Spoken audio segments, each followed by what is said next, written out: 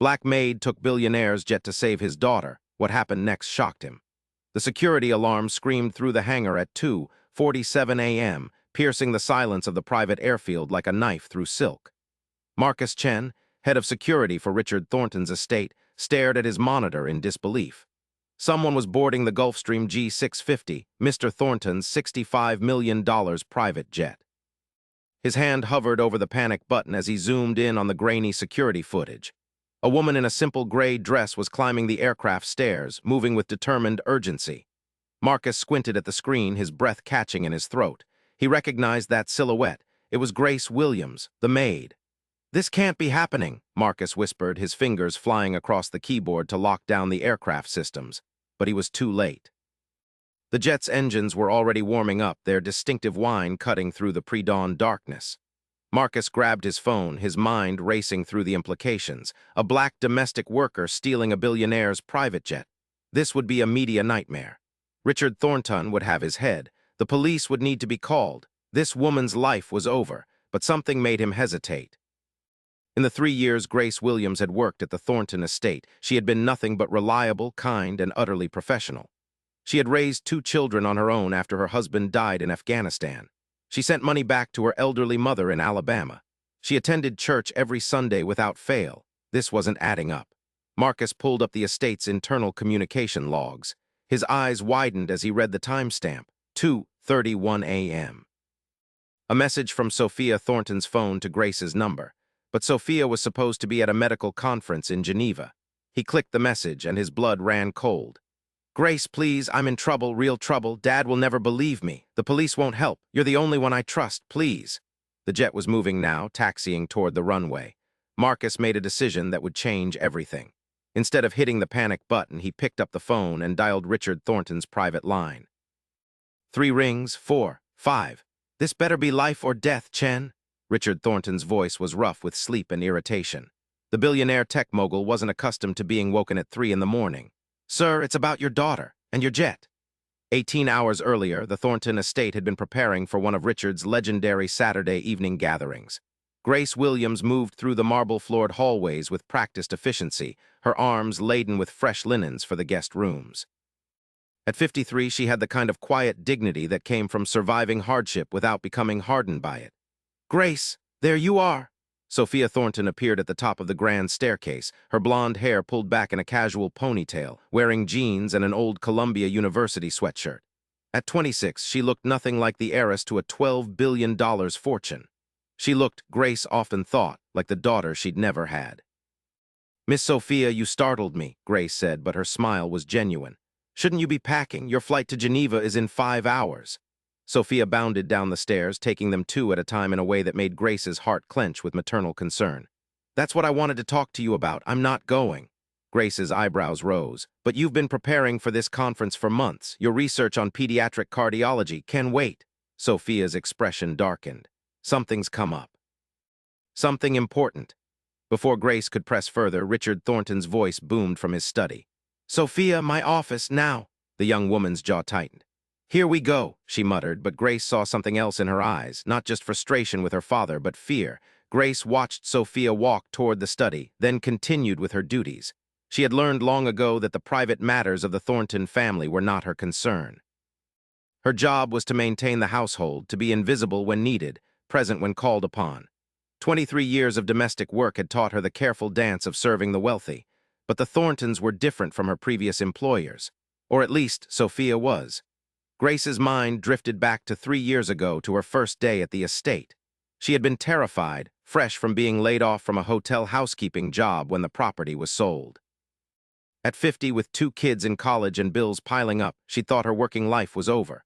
Who hired middle-aged black women for anything but the lowest-paying positions? Then Sophia had interviewed her. Not the estate manager, not Richard Thornton himself, but his daughter, who had just finished her medical residency and was living at home temporarily. "My father thinks household staff should be invisible," Sophia had said during that interview, her blue eyes direct and honest. "I think that's dehumanizing and wrong. If you work here, you'll be treated with respect. You'll have full health insurance, retirement matching, and your opinions will matter. Because this is my home too, and I won't live in a place where people are treated as less than human." Grace had gotten the job.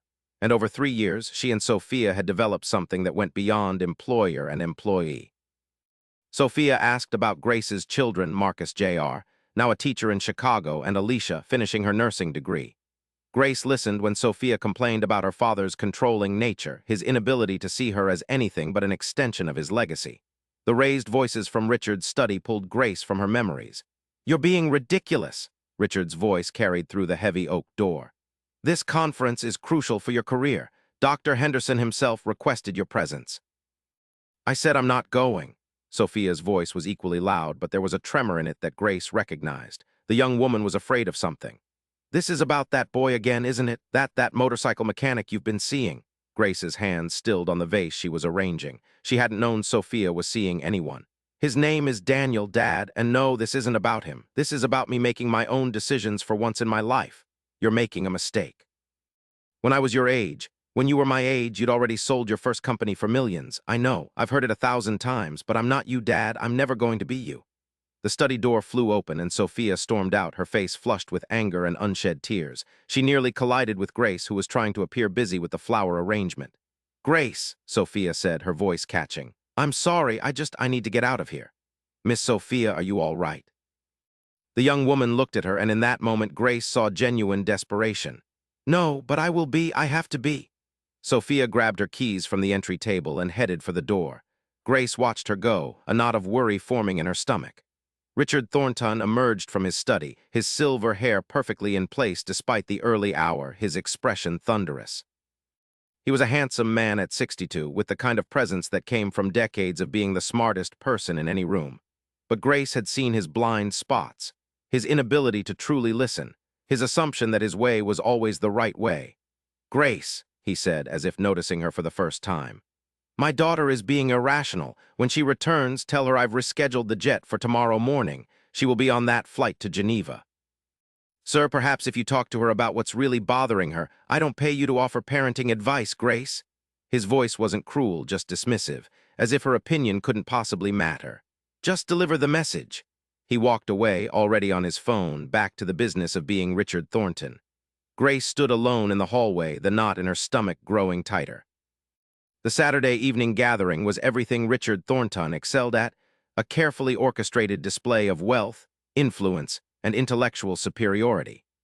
Grace moved through the crowd of tech moguls, venture capitalists, and political figures, refilling glasses and clearing plates, functionally invisible to the guests who discussed market disruptions and policy changes over $500 bottles of wine. Sophia had returned around 5, but she'd gone straight to her room without speaking to anyone. Grace had knocked gently, offering tea and a sympathetic ear, but the young woman had politely declined. Now at nearly 11 p.m., the party was winding down. Grace was in the kitchen helping the catering staff with the final cleanup when her phone buzzed. A text from Sophia. "Can you come to my room, please? I need to talk to someone I trust."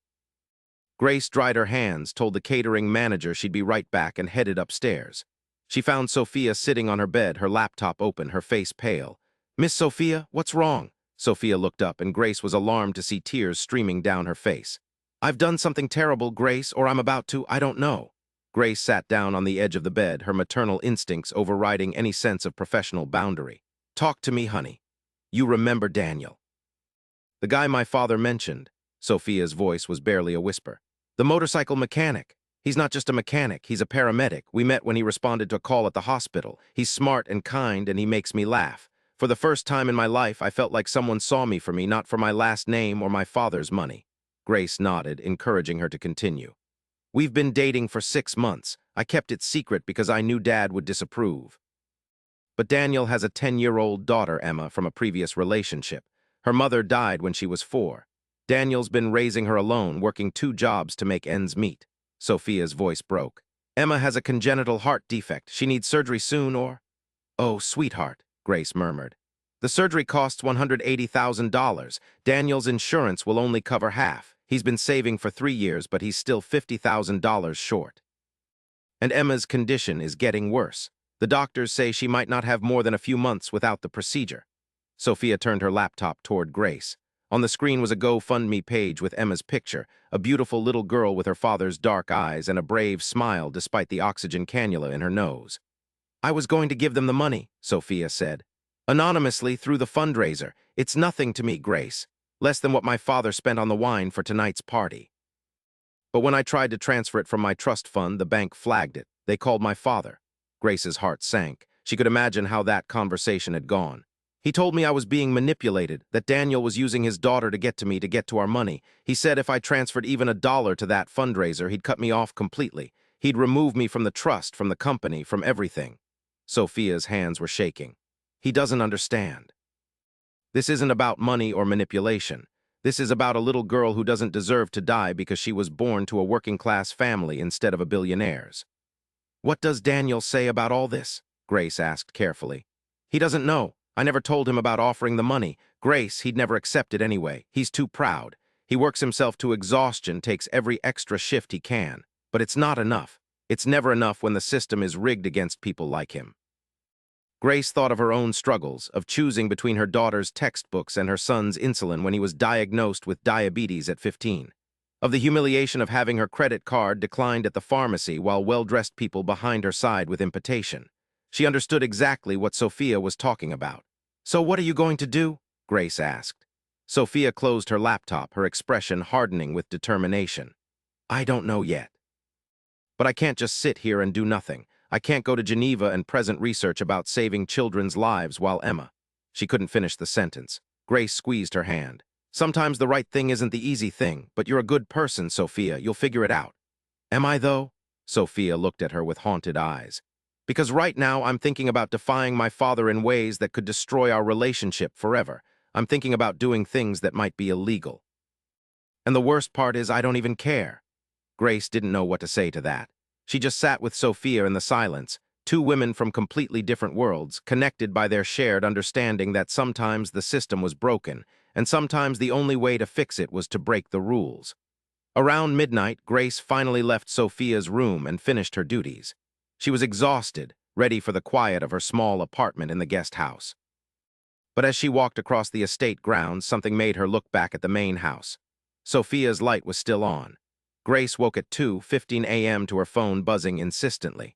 Half asleep, she grabbed it, expecting a wrong number or an emergency with one of her children. It was a text from Sophia's number, but the message made no sense. Grace, please, I'm in trouble, real trouble. Dad will never believe me. The police won't help. You're the only one I trust, please. Grace sat up, her heart racing. She dialed Sophia's number.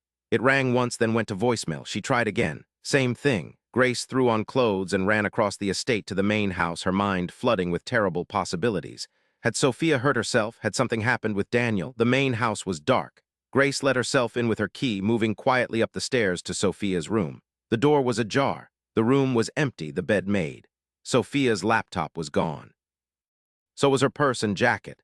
Grace stood in the empty room trying to make sense of it. Then her phone buzzed again, another text. I'm at the airfield. I know this is crazy. I know I'm asking too much, but I need you to trust me. Please, Grace, a little girl's life depends on it. Grace's hands trembled as she typed back. Where is Sophia? What's happening? The response came immediately.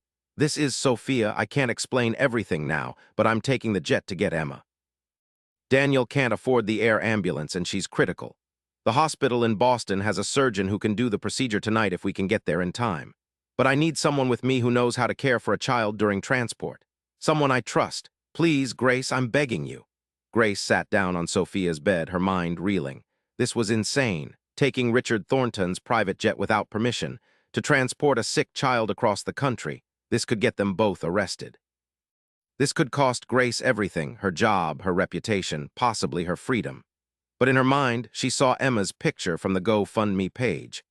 A 10-year-old girl with her whole life ahead of her, if only she could get the medical care she needed. She thought of her own children, of the times she'd moved heaven and earth to give them opportunities, to keep them safe and healthy. She thought of the system that let billionaires accumulate more wealth than they could spend in 10 lifetimes, while working families watched their children die from treatable conditions. She thought of Sophia, a young woman who could have lived in comfortable ignorance, but chose instead to see the suffering around her and try to do something about it. Grace made a decision that went against every instinct for self-preservation she'd developed over 53 years of living as a black woman in America. She texted back, I'm coming, tell me what to do. The Gulfstream G650 was a masterpiece of engineering and excess. Grace had cleaned it dozens of times, but she'd never imagined she'd be a passenger, much less under these circumstances. Sophia met her at the hangar entrance, her face streaked with tears and dirt. "Grace, thank God, I didn't think you'd actually come." "Where's Emma?" Grace asked, all business now that she'd committed to this madness. "In the car with Daniel. She had a cardiac episode an hour ago. Daniel wanted to take her to the local ER, but they'd just stabilize her and send her home. She needs the surgery, Grace. She needs it now, or she won't make it to next week." They hurried to Daniel's battered Honda Civic. Through the window, Grace could see a small figure in the backseat, an oxygen mask over her face. A young man in his 30s sat next to her, his face etched with exhaustion and terror. "You must be Grace," he said as she approached. "Sophia's told me about you. I'm sorry you're being dragged into this. I told Sophia we shouldn't." "Hush," Grace said firmly, opening the car door. "Let me see her." Emma looked even smaller in person than in her photos. Her skin had a grayish tint that Grace recognized from her daughter's nursing textbooks. Cardiac hypoxia, not enough oxygen reaching her tissues. "Hi, Emma," Grace said gently. "My name is Grace. I'm a friend of your daddy's friend. We're going to take a little trip, okay?" Girl's eyes fluttered open. "Are we going to heaven?" she whispered. "Daddy said Mommy went to heaven." Daniel made a choked sound. Grace felt her heart break and harden at the same time. "No, baby," she said. "We're going to Boston to see a very good doctor who's going to fix your heart." Grace turned to Sophia. "We need medical supplies, oxygen, anything the jet has." "Richard keeps the jet stocked with a full medical kit," Sophia said. "For emergencies." "This qualifies," Grace said grimly. Together, they carried Emma onto the jet. Daniel followed, looking around at the cream leather seats and mahogany trim with bewilderment. This aircraft cost more than he'd earn in 20 lifetimes. Sophia went to the cockpit. "The pilot is pre-flighted and ready. He thinks this is a medical emergency authorized by my father. I may have forged a few signatures." Grace stared at her. "You forged your father's signature?" "It was that or watch Emma die." Sophia's voice was steady, but her hands shook as she pulled out her phone. "The surgeon is waiting. The hospital has been paid. I maxed out 3 credit cards and took a cash advance on a 4th. But Grace, when we land, there's going to be hell to pay. My father will know. The authorities might be waiting." "Then we better make sure it's worth it," Grace said. The engines roared to life. Grace strapped Emma into a seat, adjusting the oxygen mask, monitoring her pulse. It was weak, thready. This child was running out of time. Daniel sat across from them, his head in his hands. "I should have done more, should have worked harder, saved more." "Stop," Grace said firmly. "You did everything a parent could do. This isn't your fault. It's a system that values profit over human life. It's a system that measures worth in dollars instead of dignity." She didn't add that this was the same system that had nearly broken her more times than she could count. The same system that saw people like her and Daniel as expendable. The jet began to taxi. Grace looked at Sophia, who was pale but determined. "When we land, you need to call your father. Before anyone else does, tell him the truth. He'll never forgive me. Maybe not, but at least you'll be able to live with yourself." The aircraft lifted off into the pre-dawn sky, carrying 4 people who had just crossed a line from which there was no return. They were 30 minutes from Boston when Emma's condition deteriorated. "Her pulse is dropping," Grace said, her fingers on the girl's wrist. "Sophia, I need that medical kit. Now." Sophia scrambled to the emergency supply cabinet, pulling out equipment. Grace's hands moved with surprising expertise, a skill she'd learned not from formal training but from years of caring for her son during his diabetic emergencies. "Daniel, talk to her," Grace commanded. "Keep her conscious. She needs to hear your voice." Daniel leaned close to his daughter, his voice breaking. "Remember when we went to the aquarium, baby? Remember the sea turtles? You said they looked like they were flying underwater. You said when you grew up you wanted to swim with them." Emma's eyes fluttered. Grace worked quickly, adjusting oxygen flow, monitoring vitals with the equipment that Richard Thornton probably didn't even know existed on his jet. "The surgeon said we need to get her directly to the OR," Sophia said, phone pressed to her ear. "They'll have a team waiting on the tarmac." Grace met her eyes. "This is really happening. We're really doing this." "We're really doing this," Sophia confirmed. The jet descended. Through the window, Grace could see the lights of Boston spreading below them like a constellation of possibilities. In this city, somewhere, was a surgeon who could save Emma's life. But also in this city, potentially, were police officers who could arrest them all. The landing was smooth. As the jet taxied to a stop, Grace saw exactly what she'd feared: flashing lights, police cars, an ambulance, and standing beside them a tall figure in an expensive suit that she'd recognize anywhere. Richard Thornton had beaten them to Boston. The aircraft door opened, and Richard Thornton stood at the bottom of the stairs, flanked by 2 police officers. His face was a mask of cold fury. Sophia, get off that aircraft, now. But before anyone could move, the medical team rushed forward. Where's the patient? A surgeon called out. We have an OR standing by. Daniel carried Emma down the stairs, and suddenly the world became a blur of organized chaos. Doctors, nurses, equipment. Emma was placed on a gurney, monitors attached, vitals shouted in medical shorthand. Mr. Santos, I'm Dr. Chen. We spoke on the phone. We need to move fast. Sign here. Papers thrust at Daniel, his hands shaking too hard to hold the pen. Grace took the pen from him, steadied his hand. You can do this. Sign for your daughter, he signed. The medical team rushed Emma away toward the waiting ambulance. Only then did Richard Thornton step forward. Officers, I want these women arrested. Theft of private property, forgery, reckless endangerment. Dad, stop. Sophia stepped between them. Just stop. You stole my jet. You forged my signature. You involved my employee in a criminal conspiracy. I saved a child's life. Sophia's voice rang out across the tarmac. A little girl was dying, Dad, dying because her father makes $35,000 a year and can't afford $180,000 for surgery. Dying because people like you, people like us, have more money than we can ever spend while children die from treatable conditions. That's not our responsibility, Richard said, but his voice was less certain. Then whose is it? Sophia demanded. We live in a country with the best medical technology in the world, but a child dies because of the number in her father's bank account. That's the system you defend. That's the world you want. Grace stood silently, watching this confrontation between father and daughter, between two visions of what wealth and power should mean. Richard turned to the police officers. I want them arrested. One of the officers, a woman in her 40s with kind eyes, spoke carefully. Mr. Thornton, I understand your frustration, but from what I'm hearing, no actual theft occurred. Your daughter had access to the aircraft. The pilot confirms he was told this was a medical emergency, unless you want to file charges against your own daughter. She left the implication hanging. Richard's jaw worked. Grace could see the calculation happening behind his eyes. The media attention this would draw, his daughter in handcuffs. The optics of a billionaire pressing charges to punish the rescue of a dying child. What about her? He pointed at Grace. She's not my daughter. She's an employee who aided in this stunt. Grace felt her blood run cold. This was it. The moment where her act of conscience would cost her everything, but Sophia stepped forward again. You want to arrest Grace? Then arrest me too, because she was acting on my orders under duress. I told her Emma would die without immediate transport. That I needed someone with medical knowledge to monitor a critical patient during flight. I told her you had authorized it. It was a lie. They all knew it was a lie, but it was a lie that could save Grace's life. Miss Thornton, the female officer said gently, perhaps this is a family matter best resolved privately? Richard stared at his daughter, at Grace, at the ambulance speeding away with Emma. Grace watched something shift in his face, not quite regret, but the beginning of uncertainty. Fine, he bit out. No arrests, but he pointed at Grace. You're fired, effective immediately. And Sophia, you and I are going to have a very long conversation about your future with this family. Mr. Thornton, Grace said quietly. It was the first time she'd spoken since exiting the jet. He turned to her, eyebrows raised in surprise that she would dare address him directly. Your daughter risked everything tonight because she understood something that maybe you've forgotten, Grace continued. That some things matter more than money, more than rules, more than protecting yourself from consequences. She understood that a child's life has infinite value, regardless of who her father is or how much money she has.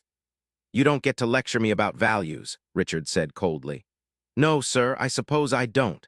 But I can tell you this, in 23 years of domestic work, I've worked for 12 different wealthy families.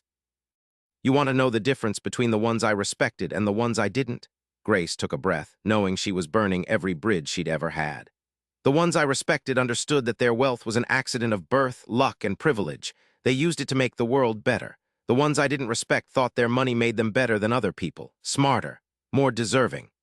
She met his eyes directly, violating every unspoken rule of her profession. Your daughter is going to be a better person than you'll ever be, Mr. Thornton, because she chose to see. She chose to act. And whether you fire me or not, whether you cut her off or not, that's something you can never take away from her. The tarmac was silent except for the distant wail of the ambulance siren. Richard Thornton's face had gone very still. Grace couldn't read his expression, but she saw something flicker in his eyes, surprise, maybe, or anger, or something she couldn't name. Still fired, he said finally, but his voice lacked its earlier certainty. Yes, sir, Grace said. I expected nothing less. She turned to Sophia. Go with Emma and Daniel. Make sure she gets through the surgery safely. I'll find my own way home. Sophia hugged her fiercely. Grace, I'm so sorry. I'll make this right, I promise. You already have, honey. You already have. As Sophia ran toward the hospital, Grace turned to find the female police officer watching her with something like admiration. That was either the bravest or the stupidest thing I've ever seen, the officer said. Probably both, Grace admitted. You don't happen to know where I can catch a bus back to Connecticut, do you? The officer laughed. Come on, I'll give you a ride to the station, and maybe you can tell me more about this little girl. Grace glanced back at Richard Thornton, who stood alone on the tarmac, watching his jet, his daughter, and his carefully controlled world all slip away from him at once. For a moment, just a moment, she almost felt sorry for him. Almost. The bus ride back to Connecticut took 6 hours. Grace spent most of it staring out the window, watching the sun rise over the New England landscape, trying to process what she'd just done. She'd committed career suicide for a child she'd never met. She'd helped steal a private jet. She'd publicly humiliated her employer. At 53, with limited savings and no job prospects, she just destroyed her own life.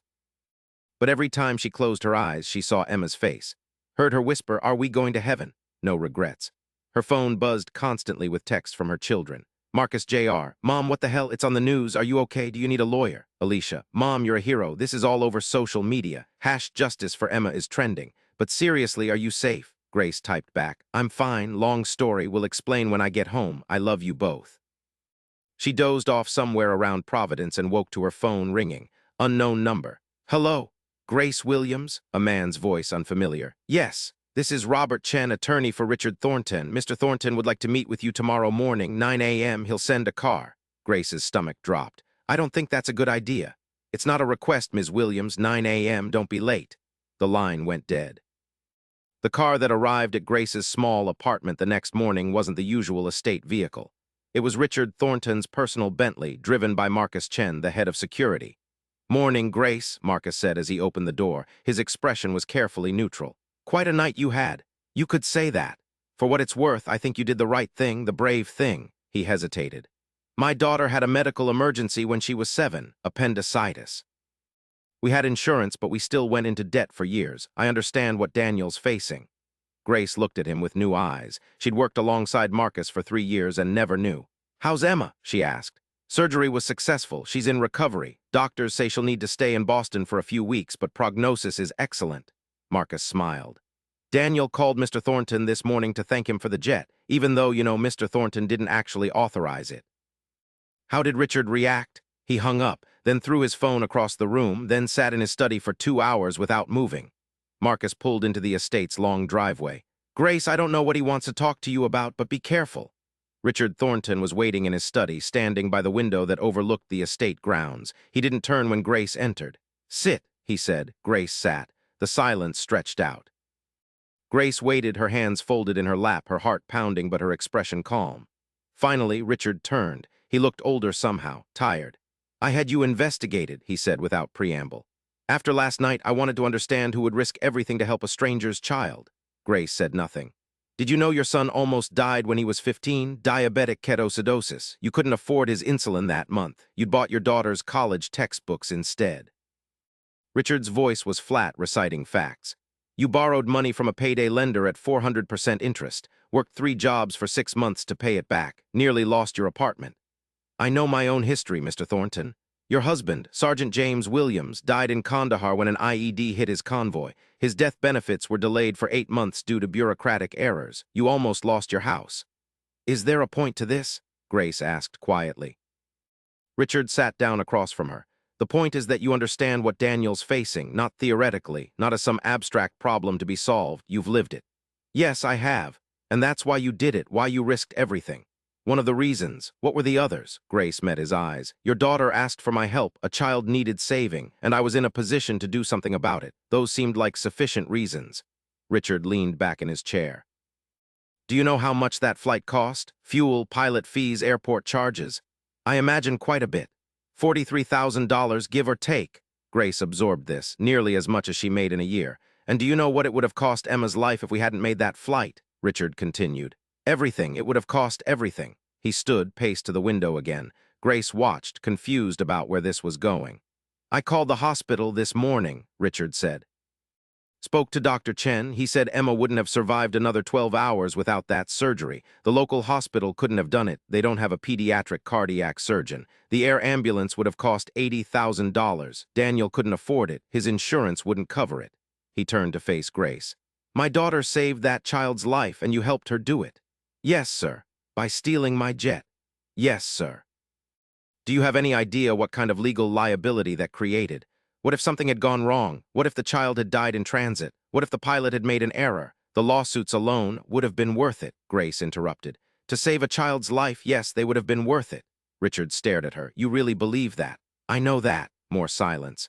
Then Richard reached into his desk drawer and pulled out an envelope. This is your severance package, 3 months' salary. A reference letter, though I suspect you won't need it after the media coverage of your heroic jet theft. Grace took the envelope, her heart sinking. So this was it, the formal dismissal. Thank you, she said quietly. I'm not finished. Richard pulled out another envelope. This is something else. Grace opened it. Inside was a check. Her eyes widened at the amount, $50,000. What is this? She whispered. Daniel's GoFundMe is still $50,000 short of the total medical costs. Emma will need follow-up care, physical therapy, medications. Daniel will need to take time off work to care for her. That money will cover it. Grace stared at the check, then at Richard Thornton. I don't understand. Don't you? Richard's smile was bitter. My daughter told me I'd forgotten what really matters. You told me I'd forgotten what my wealth was really for. Daniel thanked me for something I didn't do. And this morning I sat in this study and realized that I've spent 30 years building an empire, and for what? What's the point of having $12 billion if I can't even see when a child is dying right in front of me? He walked back to the window. I called my accountant this morning, asked him how much it would cost to cover every patient in Emma's situation at Boston Children's Hospital. Every child who needs cardiac surgery but whose parents can't afford it. What did he say? Said it would cost approximately $15 million a year. Do you know how much I made last night while I was sleeping? While you were stealing my jet to save a child's life? Grace shook her head. $18 million. My portfolio increased by $18 million while I slept. Richard laughed, but there was no humor in it. I could fund every cardiac surgery for every uninsured child in Massachusetts, and I wouldn't even notice the money was gone. Grace felt tears pricking her eyes. So why don't you? That's exactly what I asked myself. He turned to her. I'm starting a foundation, medical care for children whose families can't afford it. I want Sophia to run it. She has the medical expertise and apparently the moral clarity I lack, and I want you to be on the board. Grace nearly dropped the check. Me? You understood what Sophia was doing immediately. You saw a child in need and acted. You didn't calculate risk or worry about liability. You just did what needed to be done. That's the kind of thinking this foundation will need. Mr. Thornton, I appreciate the offer, but I'm not qualified to— You're more qualified than any MBA I could hire, Richard interrupted. You've lived the reality we're trying to address. You understand what it means to choose between rent and medicine, between food and health care. That's worth more than any degree. Grace looked down at the check in her hands. $50,000. Enough to pay off her remaining debts, enough to help her kids, enough to change her life. There's a condition, Richard added. Of course there was. You have to tell me the truth. All these years you've worked for me, you've been polite, professional, invisible. I need you to promise me that from now on, when you see me making a mistake, when you see me being blind to what matters, you'll tell me, the way you did on that tarmac. Grace thought about this, about what he was asking. Not to be an employee, but to be a truth-teller, a conscience. Can I ask you a question first? She said. Of course. Why now? Is it guilt? Is it because of the media attention? Is it because you want to look good? Richard flinched. All of the above, probably. I'd like to say it's pure altruism, but I'm too honest for that. Seeing Sophia defy me, seeing you speak truth to me, seeing Daniel's gratitude for something I didn't do, it all held up a mirror I didn't like looking into. He sat down again, and for the first time, Grace saw him not as her employer, but as a human being wrestling with his own failures. I'm 62 years old, he continued. I've accumulated more wealth than I can spend in 10 lifetimes. I've built companies and disrupted industries. I've had presidents asking for my advice. And yet my own daughter felt she couldn't come to me for help when a child was dying. What does that say about me? It says you're human, Grace said softly. It says you're capable of change. Is that what you think, that I can change? Grace thought about her own life, about the times she'd been wrong, the times she'd been too proud or too scared to do the right thing, about the grace she'd needed from others. I think we all can change, she said, if we're willing to look in that mirror, if we're willing to be uncomfortable with what we see. Richard nodded slowly. Then I need you to help me. I need someone who won't let me hide from the truth. Grace looked at the check again, at the envelope with her severance, at this man who had fired her less than 24 hours ago and was now offering her a position of genuine influence. "I'll do it," she said, "on one condition of my own. Name it. Sophia stays in charge, really in charge, not a figurehead while you make the real decisions. This is her vision. Let her realize it." Richard smiled a real smile, not the corporate one Grace had seen 1,000 times. "She already told me the same thing, more forcefully than you just did. Apparently she inherited her mother's stubbornness along with my business sense." "That's a good combination," Grace said. "It terrifies me, but yes, it's a very good combination." 3 weeks later, Grace stood in the conference room of what would become the Thornton Williams Foundation for Pediatric Medical Access. The name had been Sophia's idea, Grace had protested, but Sophia had been adamant. "Your name goes on it because this wouldn't exist without you," Sophia had said. "You were willing to risk everything. That deserves recognition." Now, looking at the Foundation's mission statement on the wall, Grace felt the weight of it. They were going to help hundreds of children, maybe thousands, maybe more. Daniel and Emma had come down from Boston for the Foundation's first official meeting. Emma was still pale, still recovering, but her eyes were bright and she could walk without getting winded. The surgery had worked. "Ms. Grace," Emma called out, running over to hug her. "Daddy said you helped save my life." Grace knelt down, embracing the child. "You saved yourself, sweetheart. You were so brave." "Sophia said I'm going to help other kids like me. Is that true?" "It is," Sophia said, joining them. "You're our inspiration, Emma. Every child we help will be doing it because of you." Emma beamed. Daniel stood awkwardly to the side, clearly uncomfortable with the expensive surroundings. Grace stood and went to him. "Thank you," he said simply. "For everything. I don't know how to repay." "You don't repay it," Grace interrupted. "You pay it forward when you can. When you see someone else struggling, you help them. That's how this works." Richard entered the conference room and the atmosphere shifted slightly. Daniel tensed, but Richard walked directly to him, hand extended. "Mr. Santos, I owe you an apology. I made assumptions about your intentions with my daughter." "I was wrong." Daniel shook his hand cautiously. "I love your daughter, Mr. Thornton. I'm not after her money." "I know that now, and I'd like to get to know you better if you're willing. Sophia tells me you're a remarkable paramedic and a devoted father. Those are qualities I should have recognized instead of dismissed." It was, Grace thought, a start. The meeting was productive. They discussed which hospitals to partner with first, how to structure the application process, how to ensure the foundation served those who needed it most rather than those who knew how to navigate bureaucracy. Grace found herself speaking up frequently, challenging assumptions, pushing for processes that would genuinely serve working-class families rather than create more hoops to jump through. And Richard listened, really listened. At one point during a discussion about income thresholds, Grace interrupted. "Excuse me, but this cutoff excludes families who make just slightly too much to qualify. But they're the ones who fall through the cracks, too wealthy for assistance, too poor to actually afford care. We can't replicate the same broken system we're trying to fix." There was a moment of silence. Then Richard nodded. "You're right. Let's rethink this entirely. What would a truly equitable system look like?" They worked for another 2 hours, dismantling and rebuilding their criteria until it actually served those who needed it most. As the meeting wrapped up, Sophia pulled Grace aside. "How are you holding up? This has to be surreal." "That's an understatement," Grace admitted. 3 weeks ago, I was a maid. Now I'm on the board of a multi-million-dollar foundation." "You were never just a maid," Sophia said firmly. "You were always a person of wisdom and integrity. Now you have a platform to use it." Grace hugged her. "You did this. You risked everything for what you believed in." "We did this," Sophia corrected. "Together."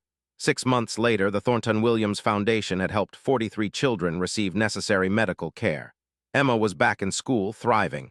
Daniel had proposed to Sophia, who had said yes, much to Richard's carefully concealed delight. Grace's life had transformed in ways she never could have imagined. She'd been featured in newspapers, interviewed on podcasts, invited to speak at conferences about healthcare equity. Her children were proud. Her mother was astounded. But the moment that meant the most came on a quiet Tuesday afternoon. Richard had asked Grace to meet him in his study. When she arrived, he was looking at his phone, his expression troubled. "What's wrong?" Grace asked. He turned the phone toward her. It showed a news article. "Family loses home after medical bankruptcy. Father of 3 unable to afford daughter's cancer treatment." Grace read the article, her heart sinking.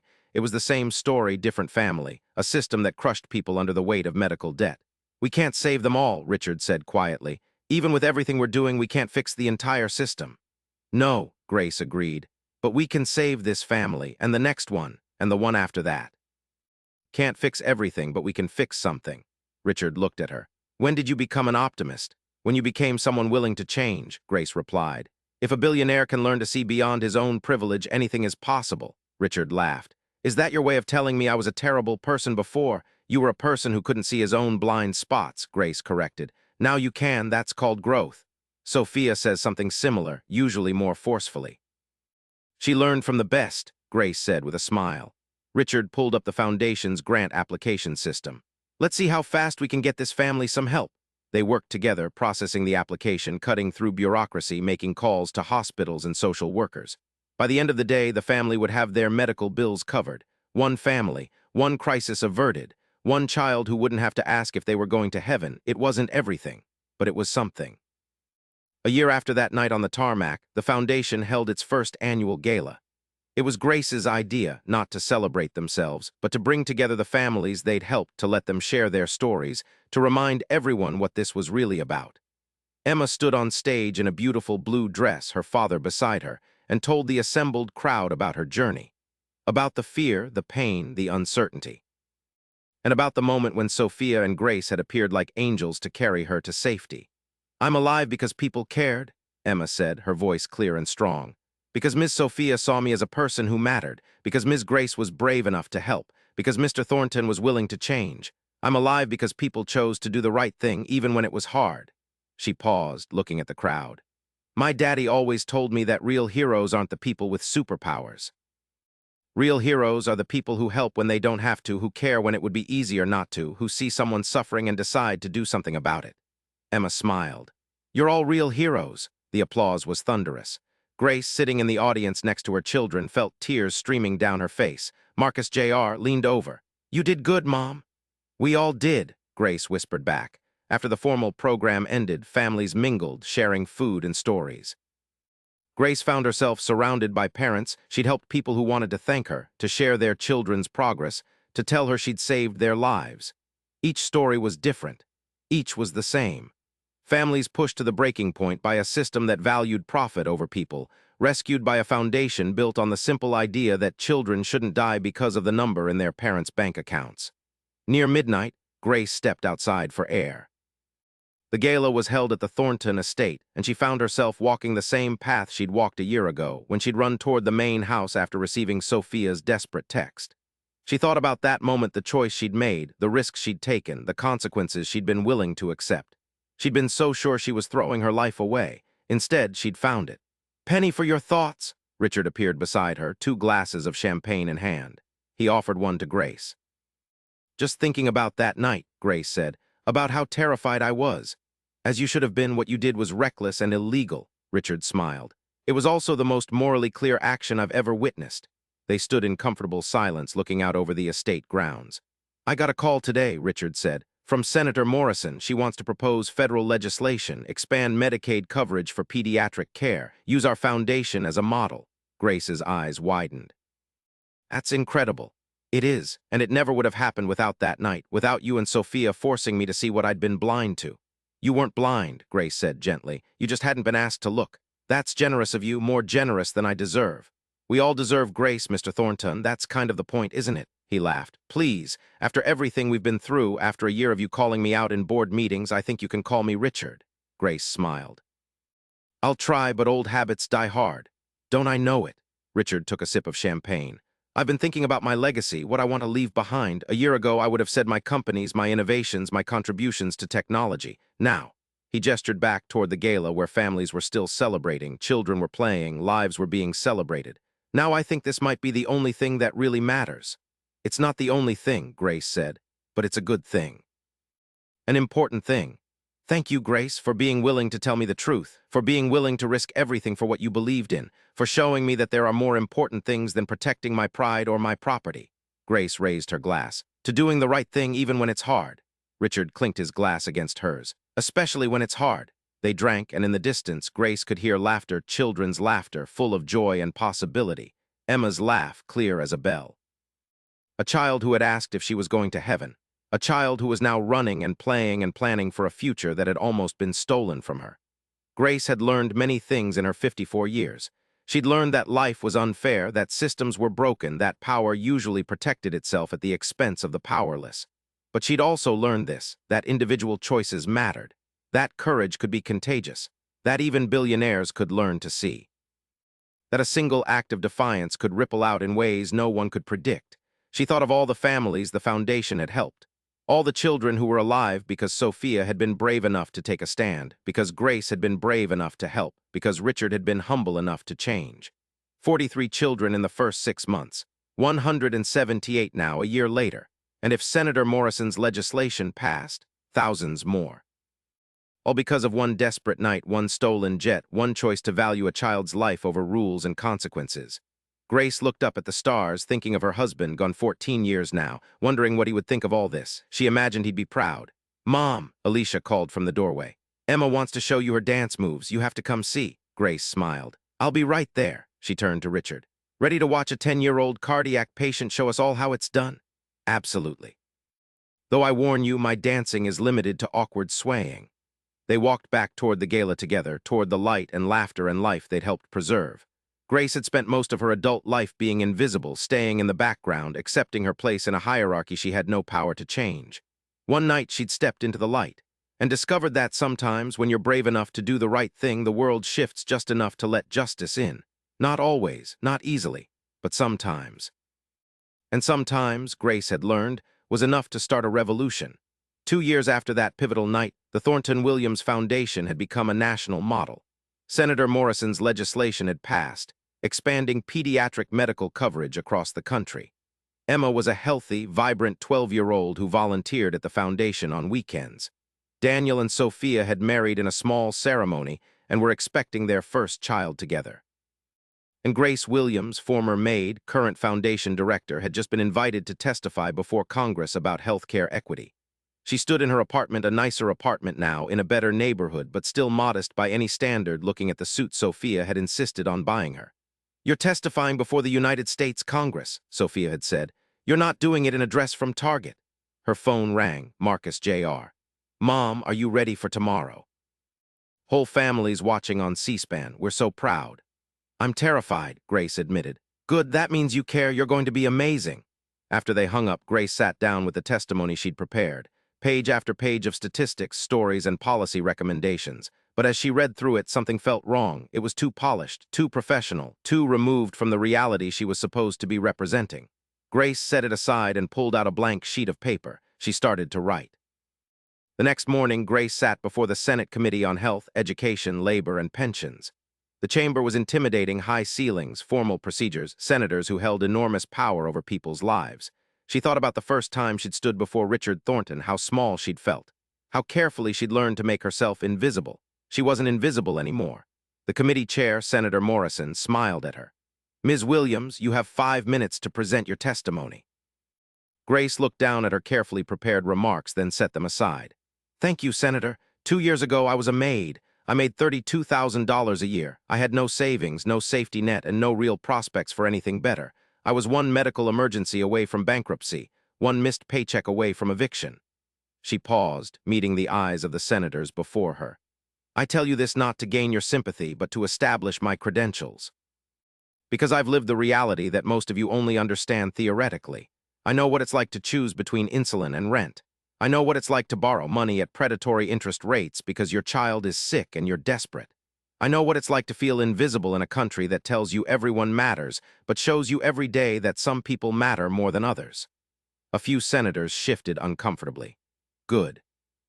2 years ago, I helped a young woman steal her father's private jet to save a 10-year-old girl's life. You might remember the story. It was all over the news. 'Billionaire's Maid steals jet.' That's how the headlines described it." Grace smiled slightly. What the headlines missed was why. They missed the fact that Emma Santos was dying because her father made $35,000 a year.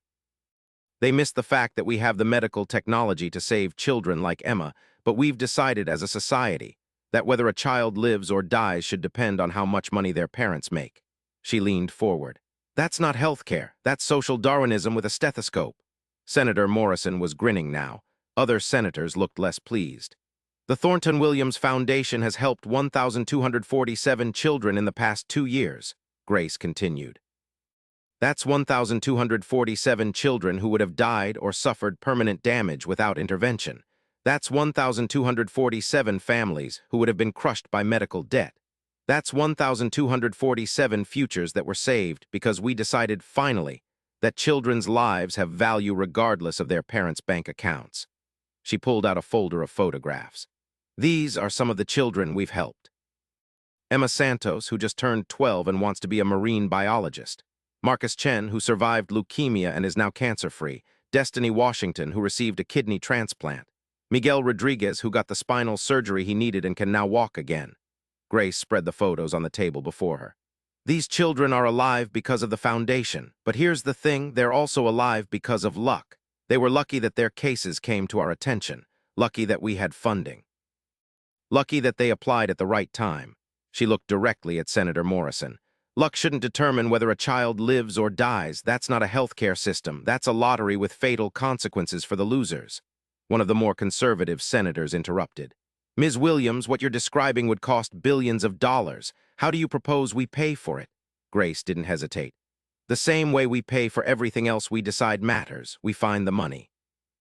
We reallocated $750 billion for defense last year. We found $1.9 trillion for corporate tax cuts. We can find money for whatever we prioritize. She paused. The question isn't whether we can afford to save children's lives. The question is whether we think children's lives are worth saving. And if your answer to that question depends on the child's family income, then I'd respectfully suggest you need to re-examine your values. The silence in the chamber was deafening. I'm not a policy expert, Grace continued. I'm not an economist or a healthcare administrator, but I know this. Every child who dies from a treatable condition because their family can't afford care is a moral failure. Every parent who has to choose between bankruptcy and their child's health is a system failure. Every time we shrug and say, that's just how it is, we're choosing to accept the unacceptable. She gathered her photos. Emma Santos asked me if she was going to heaven. She was 10 years old and she thought she was dying because that's what everyone around her thought. But she's not in heaven. She's in 6th grade, getting straight A's and planning to study marine biology at college. She's alive because someone decided her life mattered enough to break the rules. Grace met each senator's eyes in turn. You have the power to change the rules. You have the power to make it so that no parent has to steal a jet to save their child's life. You have the power to decide that in the wealthiest country in human history, we can afford to value children's lives over corporate profits. She stood. The question is, will you? Thank you for your time. The room erupted. Half the senators were applauding. The other half looked appalled. The media section was frantically typing. Grace gathered her things and walked out, her heart pounding. She'd said what needed to be said. Whether they listened was up to them. The testimony went viral. Within hours, Healthcare Not Lottery was trending. News networks played and replayed Grace's words. Editorial boards praised her moral clarity. Op-eds debated whether she'd been too harsh, too direct, too unwilling to play political games. Grace ignored most of it. She'd said her piece. Now the work continued. 3 months later, the Pediatric Healthcare Equity Act passed the Senate by a narrow margin. It wasn't perfect, compromises had been made, provisions weakened, but it was real. Medicaid expansion for children's medical care. Caps on out-of-pocket costs for families below certain income thresholds. Funding for community health centers. Thousands of children would get care who wouldn't have otherwise. Not every child, not yet, but thousands. Grace watched the vote from the foundation offices, surrounded by staff and families. When the final tally came in 51-49, the room exploded in cheers. Emma, now 12 and full of opinions, hugged Grace fiercely. We did it, we actually did it. You did it, Grace corrected, by being brave enough to keep fighting. We all did it, Sophia said, joining them. Together. Richard stood to the side, smiling. He'd learned to step back to let others take center stage. It was, Grace thought, the best kind of growth. That evening, as the celebration wound down, Grace found herself alone in her office, looking at the photos covering the walls. Hundreds of children, hundreds of families. Each one a life changed, a future secured, a crisis averted. Her phone rang, unknown number. Hello? Ms. Williams, this is Jennifer Martinez. You don't know me, but my daughter has cystic fibrosis. The new legislation means we can finally afford her treatment. I just wanted to say thank you. Thank you for fighting for us. The woman's voice broke. Grace felt tears spring to her eyes. You don't have to thank me, Grace said gently. Just take care of your daughter. That's all the thanks I need. After they hung up, Grace sat in the darkness, thinking about the journey that had led her here. From invisibility to influence. from silence to speaking truth to power, from accepting injustice to fighting it. It had started with a single choice on a desperate night, to help a child she'd never met, to risk everything for what was right, to believe that one person could make a difference. And it had led to this: real change, saved lives, a system just a little bit more just. Grace thought about all the people who'd told her to accept her place, to be grateful for what she had, to not rock the boat. She thought about how close she'd come to listening to them. She thought about Emma asking if she was going to heaven, and she smiled. Because sometimes heaven isn't a place you go when you die. Sometimes it's what you create here on Earth, one brave choice at a time. The Thornton Williams Foundation celebrated its 5th anniversary with a ceremony that had become an annual tradition, bringing together the families they'd helped to share their stories. Grace, now 58, stood on stage with silver streaking through her hair and a confidence she'd earned through 5 years of advocacy, testimony, and tireless work. "When I was growing up," she told the assembled crowd, "my mother used to say that God doesn't ask us to fix everything. He just asks us to do what we can with what we have. For most of my life, I thought I didn't have anything. I was wrong." She gestured to the audience. "What I had was the willingness to act, the courage to help, the refusal to accept that a child should die because of something as arbitrary as their family's income." Grace paused, emotional. "5 years ago, Sophia Thornton asked for my help. I could have said no. I could have protected myself, played it safe, kept my head down. Instead, I said yes. And that single yes changed everything." She looked at Sophia and Daniel, sitting in the front row with Emma and their 3-year-old son, James. "It changed Emma's life. It changed my life. And over these 5 years, it's changed thousands of other lives." Grace pulled out a sheet of paper. "I want to share some numbers with you. In 5 years, the Thornton Williams Foundation has helped 6,847 children receive necessary medical care. We've prevented an estimated $340 million in family medical bankruptcies. We've partnered with 127 hospitals across 42 states. And most importantly, we've saved lives." The audience applauded, but Grace held up her hand. "But here's the number that matters most to me: 0. That's how many children we've had to turn away because of their race, their religion, their immigration status, or their family's political beliefs. Every child who came to us in need received help, every single one." She folded the paper. "Because that's what this was always about, not charity, not feeling good about ourselves, but justice, the radical idea that every child deserves a chance at life, regardless of the circumstances of their birth." Emma stood up, now a poised 16-year-old, and joined Grace on stage. "I asked Ms. Grace if I was going to heaven because I thought I was dying. I was 10 years old and I couldn't understand why being sick meant I had to die when other kids got to live." She turned to the audience. "I lived because people chose to care, because Ms. Grace and Sophia saw me as a person worth saving, because Mr. Thornton was willing to change, because all of you," she gestured to the crowd, "decided that my life mattered." Emma's voice strengthened. "I'm alive, I'm healthy, I'm planning to study medicine so I can help other kids like me. And none of that would have been possible without this foundation, without these people who refused to accept that healthcare should be a privilege instead of a right." The applause was thunderous. Grace hugged Emma, this young woman who had once been a dying child, now a vibrant future doctor. Richard took the stage next. "5 years ago, I was a very different person, successful by any conventional measure, but blind to what really mattered. My daughter had to steal my jet to teach me that lesson." The audience laughed, but Richard's expression was serious. "I'd built a fortune but forgotten why it mattered. I'd accumulated power but didn't use it for good.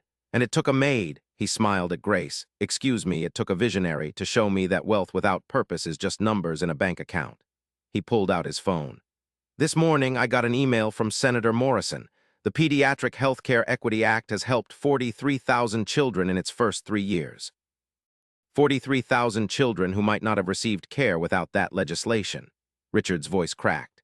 "That's 43,000 reasons why Grace was right to speak truth to power, why Sophia was right to defy me, why all of us need to keep fighting until every child has access to the health care they deserve." As the ceremony concluded, families mingled, sharing food and stories. Grace found herself surrounded by parents, by children who were alive because of the foundation's work. One mother approached hesitantly. "Ms. Williams, I'm Sarah Chen. You helped my son Marcus 3 years ago. He had leukemia." Grace remembered. "How is he?" "He's in remission, he's healthy, he's 8 years old, and he's alive because of you." Sarah's eyes filled with tears. "I was a waitress, single mom, no insurance. When Marcus got sick, I thought my life was over. I couldn't afford treatment. I couldn't save my own child, and then your foundation stepped in." She grabbed Grace's hands.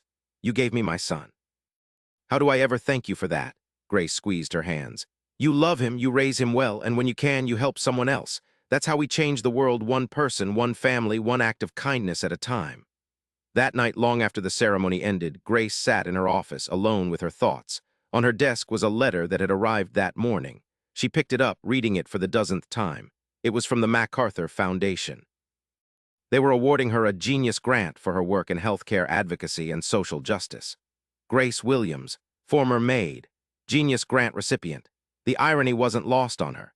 She thought about all the years she'd spent invisible, unheard, assuming she had nothing to contribute beyond cleaning and serving. She thought about all the brilliant people who never got the chance to show their brilliance because they were trapped by poverty, by prejudice, by systems designed to keep them in their place. How many other Grace Williamses were out there, full of wisdom and potential, never given a platform to share it? Her phone buzzed. A text from Sophia. "Congratulations on the MacArthur, though we all knew you were a genius already. Dinner tomorrow to celebrate." Grace smiled, typing back, "Only if you let me pay, I'm officially fancy now." Sophia's response, "You were always fancy. You just needed the world to catch up." Grace set down her phone and looked around her office. Photos of children covered every wall. Thank you letters from families. News clippings about the Foundation's work. A framed copy of the Pediatric Healthcare Equity Act. All of this had started with one desperate night, one impossible choice, one decision to value a child's life over her own security. Grace thought about the person she'd been 5 years ago, scared, struggling, invisible. She thought about the person she was now confident, influential, heard. The transformation wasn't about the job title or the recognition. It was about finally understanding that she'd always had value, always had something to contribute. She just needed someone to see it.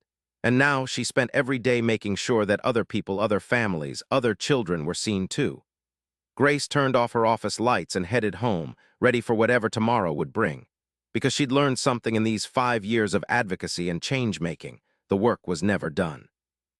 There would always be more children in need, more families struggling, more injustice to fight.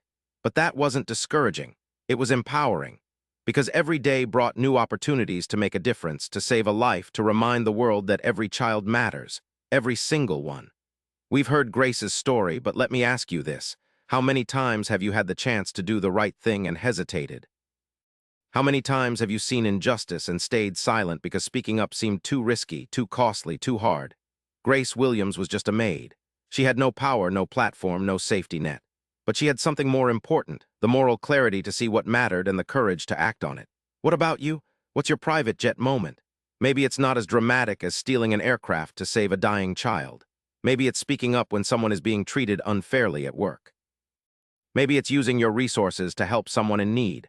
Maybe it's refusing to stay silent in the face of injustice, even when speaking up comes with consequences. Grace risked everything because she understood a simple truth. Some things are worth more than security, more than comfort, more than protecting yourself from consequences. Human life is one of those things. Dignity is one of those things. Justice is one of those things. 5 years after that desperate night, Emma Santos is alive and planning her future. 6,847 other children received care they desperately needed. 43,000 children benefited from legislation that might never have passed without Grace's moral witness. All because one woman decided that doing the right thing mattered more than protecting herself. Richard Thornton changed too. A billionaire who had spent 60 years believing his wealth made him superior learned to see his blind spots, to question his assumptions, to use his power for something beyond accumulating more power. If he can change, anyone can. If Grace can find her voice, anyone can. If Emma can survive, anyone can. The question is, what will you do with that possibility? Share your thoughts in the comments. Have you ever had to choose between doing what's safe and doing what's right? What happened? What would you do if you were in Grace's position? And if this story moved you, if it challenged you, if it made you think differently about justice and courage and what one person can accomplish, subscribe to this channel. Because these are the stories that matter. Stories about real people making hard choices. Stories about moral courage in the face of overwhelming odds. Stories that remind us that change is possible if we're brave enough to fight for it. Grace Williams was just a maid, until she wasn't. She was just one person, until she became a movement. She was just trying to save one child, until she helped save thousands. That's the power of moral courage. That's the ripple effect of choosing justice over comfort, action over inaction, hope over despair. So I'll ask you one more time, what's your private jet moment? And when it comes, will you be brave enough to take it?